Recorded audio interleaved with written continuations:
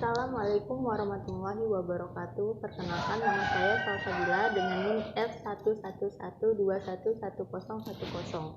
Saya dari Pendidikan Seni Pertunjukan kelas reguler A.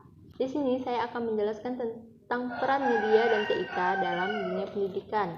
Seperti yang kita tahu, teknologi menjadi hal yang tidak biasa di era globalisasi yang serba modern ini.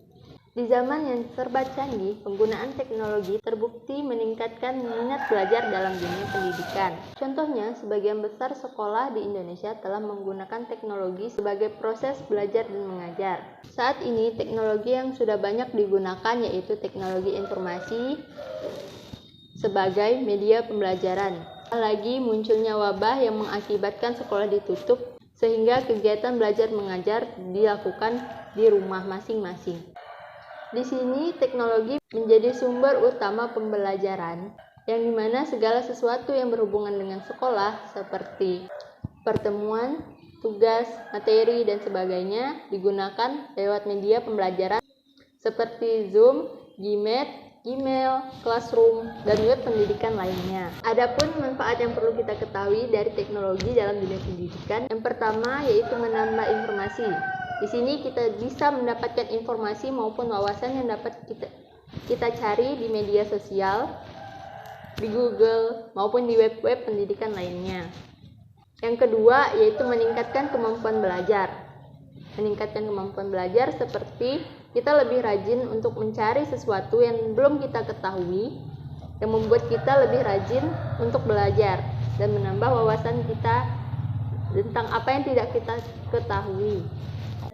Yang ketiga, memudahkan akses dan minat belajar, yaitu jika kita tidak mengetahui apapun, kita dapat mengaksesnya lewat berbagai media sosial, dan itu dapat meningkatkan minat belajar kita sehingga kita lebih rajin membaca, mengetahui sesuatu yang belum kita ketahui. Yang keempat, dalam media sosial ataupun web-web pendidikan lainnya, materi-materi yang kita dapat lebih menarik dan sehingga kita tidak bosan untuk membacanya.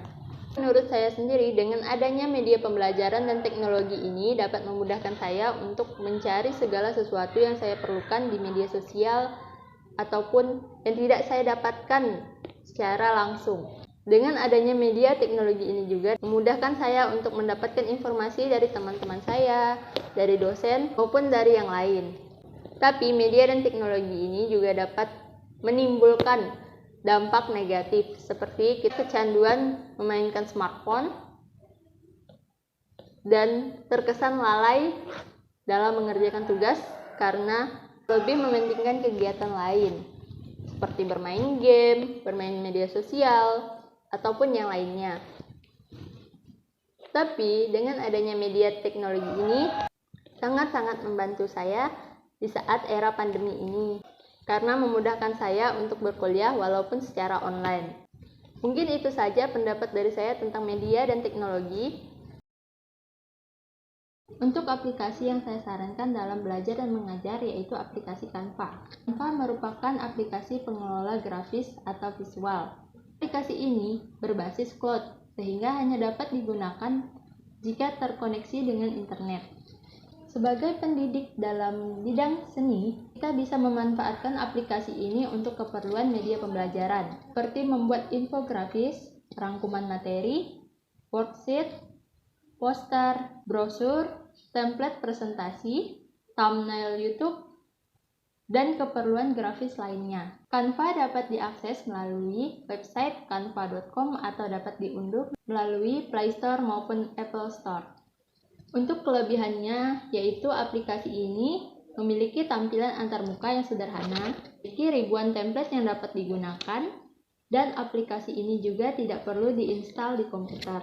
Canva juga menghemat pemakaian ruang penyimpanan, serta bisa digunakan di smartphone.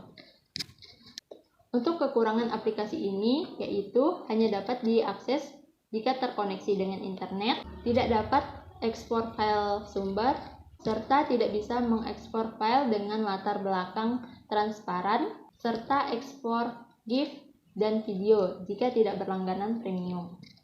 Baiklah, mungkin hanya itu yang dapat saya sampaikan.